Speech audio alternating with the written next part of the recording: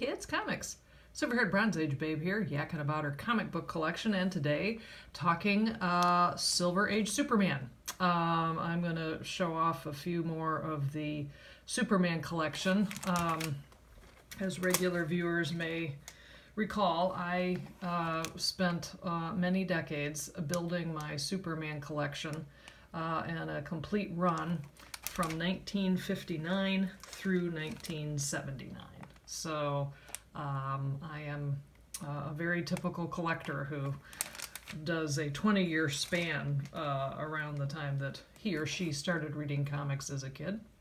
And so I had, like I say, I've been working on this collection for many, many years. And I gotta say, every time I pull them out, I've done it recently with these because I needed to rebag them.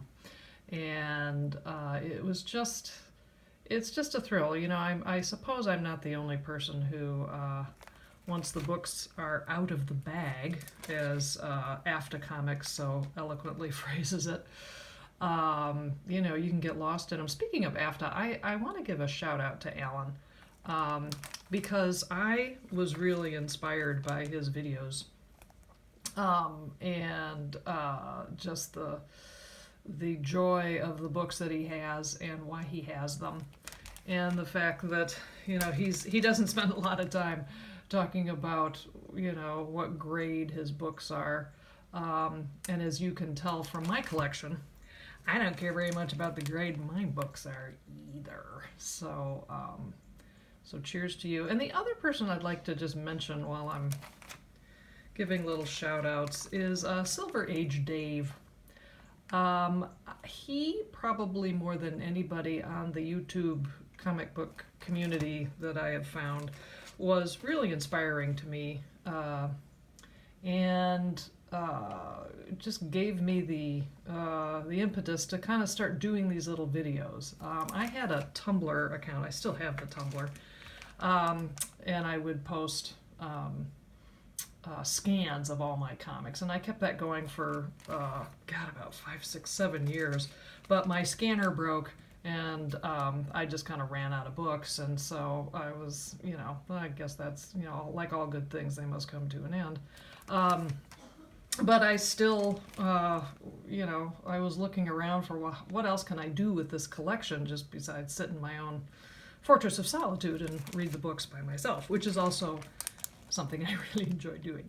So I was rooting around on YouTube, and I found a bunch of you all on the community. But Silver Age Dave has, I probably have spent the most time looking through his old videos. Number one, he has the most drool-worthy comic book room anyone could ask for. And what I find particularly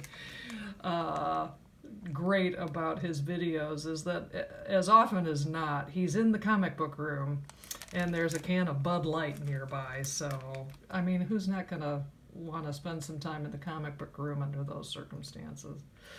A few weeks back, Silver Age Dave made a video where he was talking about how he's thinking of selling his collection. And I was really taken aback by that, because I was like, what? Silver Age Dave's selling it? But he went on to explain that he has some issues with his eyesight and a chronic condition that's deteriorating. And so within a few years, he's not going to be in a position where he can enjoy his collection from a visual standpoint. And that just broke my heart. And so I just wanted to give a little shout out to Silver Age Dave. Thank you so much for all your videos. They're fun. I enjoy them. And your friend Bronzy up in Michigan, the Michigan Wolverine fan, gives a tip of her hat to the Buckeye down there in Toledo. So this collection of Superman, the ones I started, these are started in 1961. So these are early 60s. A lot of, you know, I mean, it's basically, I think, all Kurt Swan covers. But just lots of fun.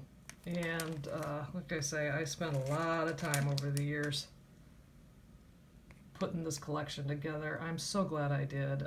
It was fun to do it. It's fun to have it. It's fun to pull these things out every now and then and read them and time travel back to the middle part of the American century. So, oh, and here's one of my favorites. I know I've talked about this before, but my favorite cover, one of my favorite covers from this era, where Superman gets beaten by a girl.